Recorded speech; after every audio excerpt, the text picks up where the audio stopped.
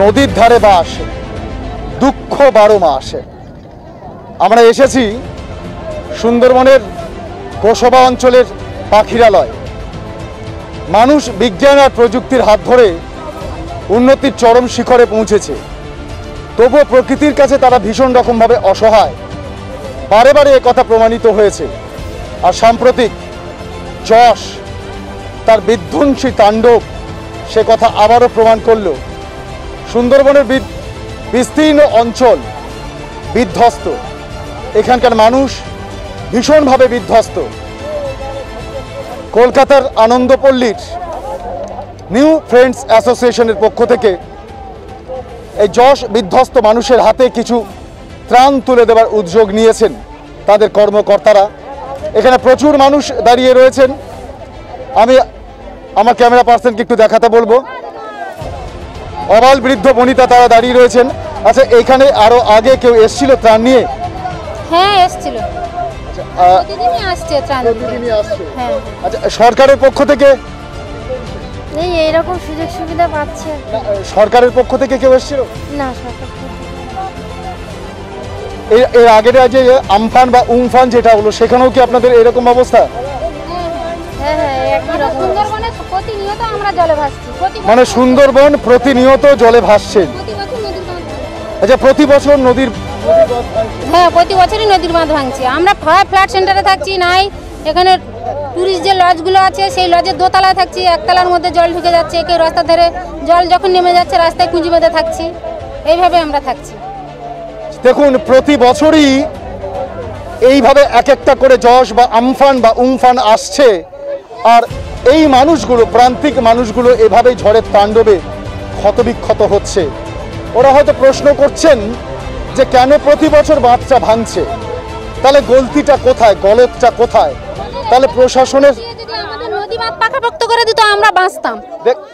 এইভাবে ত্রাণ না দিয়ে যদি নদী বাঁধ পাকাপোক্ত করে দিত তবে আমরা বাঁচতে পারতাম, আমাদের এই জলে ভাসতে হতো না। এখন আপনাদের বাড়ি ঘরের অবস্থা কিরকম? এখন জল নেমে গেছে, আমরা বাড়িতে আছি। নেমে গেছে, এখন আমরা বাড়িতে আছি। তবু এই সামনে হয়তো জলটা ঢুকে যেতে পারে। এই নদী বাঁধের তো এই অবস্থা, জল ঢুকে যাবে কি এখন সেটা উপরওয়ালার হাতে। আগের বছর যে আমফান হয়েছিল সেখানে নদী বাঁধ দেওয়া হয়নি? না, নদী বাঁধে আমাদের এখানে নোনা জলটা ঢোকেনি। আমাদের অপর সাইডে আর একটা এলাকায় জল ঢুকে গেছিলো, আমাদের এলাকায় জলটা ঢোকেনি। কিন্তু ঝড়ের দাপটে ঘর বাড়ি, কারেন্টের লাইন সমস্ত বিচ্ছিন্ন হয়ে গেছিল, ঘর বাড়ি ভেঙেছিল। আর বাচ্চারা যারা পড়াশোনা করছে, এবছর একটু করোনার জন্য মাধ্যমিক একটু পিছিয়ে দিচ্ছে বারবার করে, কিন্তু যারা মাধ্যমিক পরীক্ষা দেয়, আপনার ঘরে মাধ্যমিক পরীক্ষার্থী কেউ আছে? না, আমার ঘরে আমার মেয়ে বিয়ে এবার কমপ্লিট হয়েছে, কিন্তু পরীক্ষা দিতে পারিনি। 1 বছর পাস করিয়ে দিয়েছে, এই হচ্ছে কথা। ছেলে মেয়ের ভবিষ্যৎ একেবারেই গেছে করোনার জন্যে, এই বন্যার জন্য বইপত্র ভেসে গেছে। খুব অসহায় যে পড়াশোনা করবে, স্কুলে যাবে, একদিকে করোনার ছাপ, একদিকে এই নোনা জলের ছাপ। আপনার নামটা একটু বলবেন? আমার নাম মিনতি বিশ্বাস। মিনতি বিশ্বাসের মতন এরকম অগণিত মানুষ দাঁড়িয়ে আছেন। তারা চাইছেন যে প্রতি বছর এইভাবে ঝড়ে বিধ্বস্ত হচ্ছেন তারা, একটু নদী বাঁধের যদি পাকাপোক্ত একটা ব্যবস্থা করা যায়। আমরা জানি যে নেদারল্যান্ড বলে একটা দেশ আছে, সেই দেশটা সমুদ্র থেকে নিচে, হ্যাঁ সেই দেশটা সমুদ্র থেকে নিচে, দেশটার চারিদিকে বাঁধ দেওয়া। তাহলে সেই দেশটা যদি পুরোটা পারে, আমরা কিছুটা পারি না কেন? গলত কোথায়? কেন বাঁধটাকে আরও উঁচু করা হবে না? বাঁধের জন্য পাশের জমি কেন নিয়ে নেওয়া হবে না? এরকম হাজারো প্রশ্ন উঠে আসছে। এই তোমার নাম কি গো? তোর নাম কি? রিঙ্কু মণ্ডল। রিঙ্কু কোন ক্লাসে পড়িস? চলে রিঙ্কু ক্লাস 7-এ পড়িস। ঝড়ে তোদের বাড়ি ঠিক আছে? হ্যাঁ। এর আগে কেউ ত্রাণ নিয়ে এসেছিল এখানে? হ্যাঁ হ্যাঁ, অনেকে। বাবা কি কাজ করেন? ভ্যান চালায়। বাবা ভ্যান চালায়। আচ্ছা, ক ভাই বোন তোরা? আমি আর আমার ভাই। তুই ভাই। আচ্ছা, স্কুলে তো এখন যাওয়া হচ্ছে না করোনার জন্য, আর এই একটা এত বড় একটা ঝড় আসলো, চারিদিক লন্ডভন্ড, তোর কি মনে হচ্ছে কি করলে ভালো হয়? কি অসুবিধা তোদের? আমার বাবা ভ্যান চালাতে পারছে না।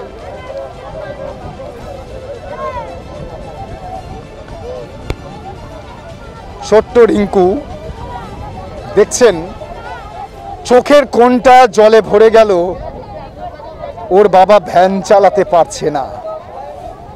না ত্রাণ, না ত্রাণ এদের বাঁচানোর একটা লক্ষ্য, একটা পার্ট হতে পারে, কিন্তু জীবনকে সুস্থিরতা দেওয়ার জন্য কর্মসংস্থানেরও একটা নিশ্চয়তা দেওয়া উচিত। ছোট্ট রিঙ্কু ওর মনের মধ্যে কোনো রকম রাগ ঢাক না রেখে বলে দিল ওর বাবা ভ্যান চালাতে পারছে না।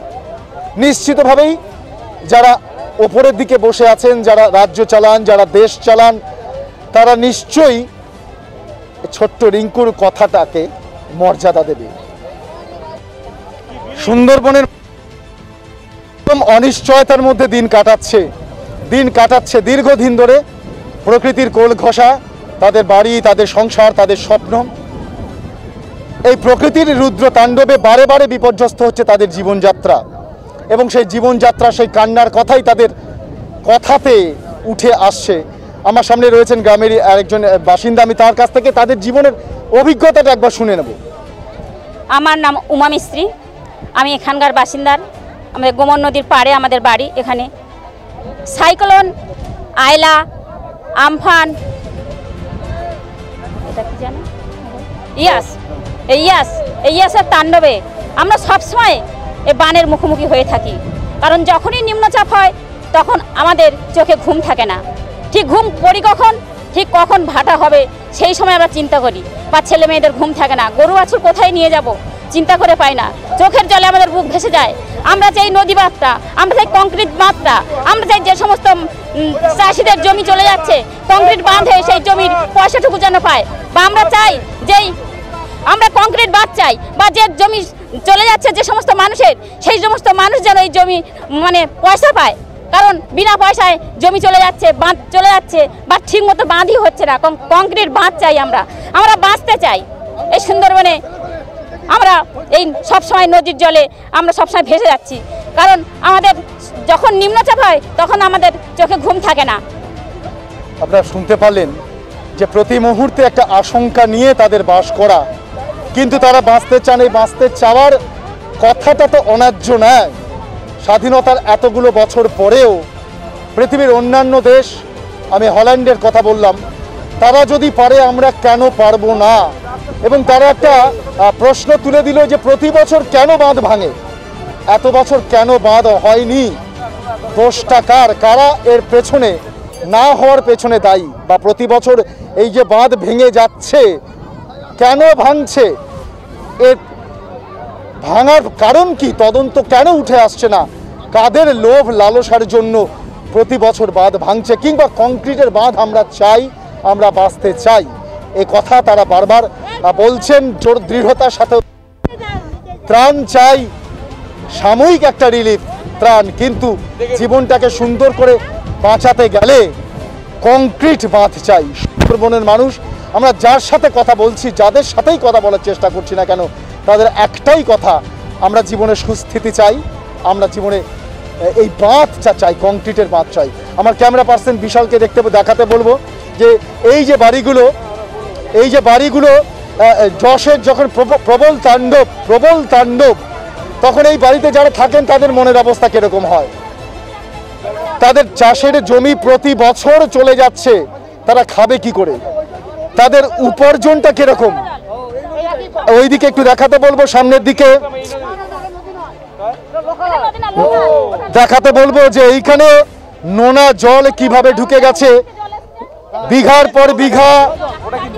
পর বিঘা জমি, চাষের জমি নোনা জলে ভরে গেছে, কি করে বাঁচবে? ত্রাণ তো সমস্যার সমাধান হতে পারে না, স্থায়ী সমস্যার সমাধান হতে পারে না। সুতরাং ত্রাণ কখনো সমস্যার স্থায়ী সমাধান হতে পারে না।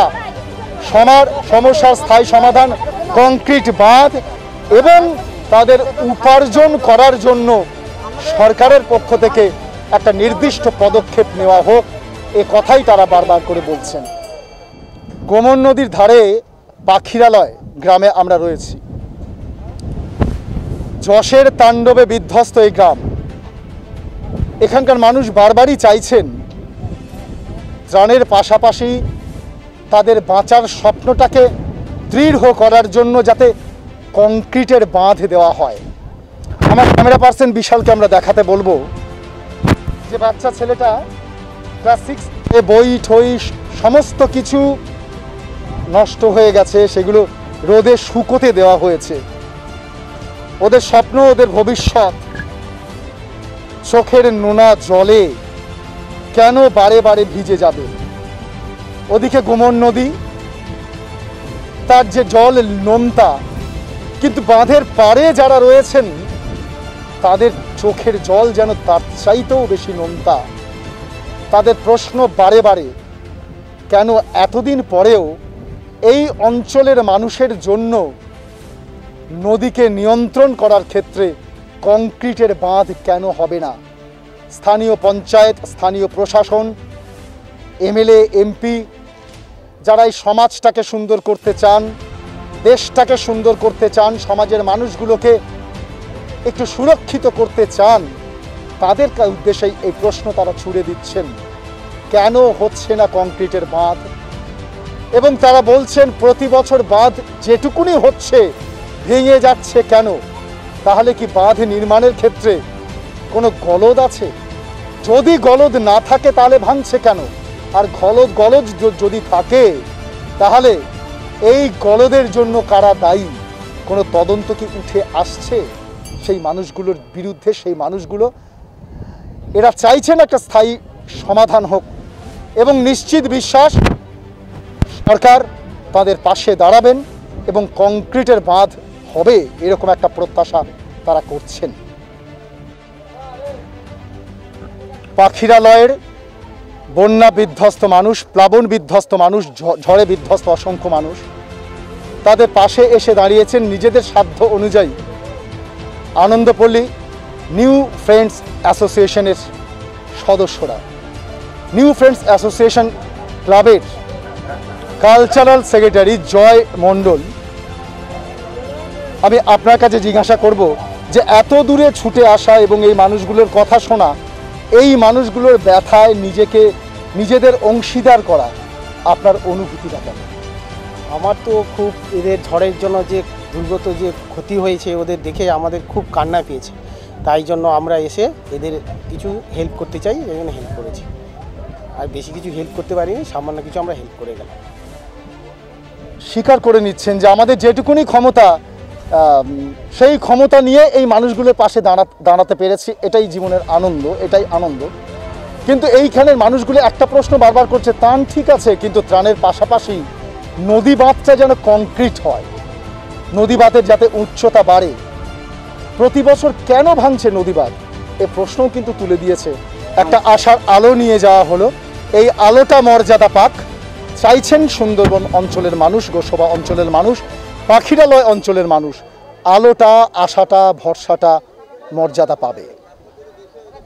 ক্যামেরায় বিশালের সাথে শঙ্কর সাহা, ডিবি নিউজ, কলকাতা।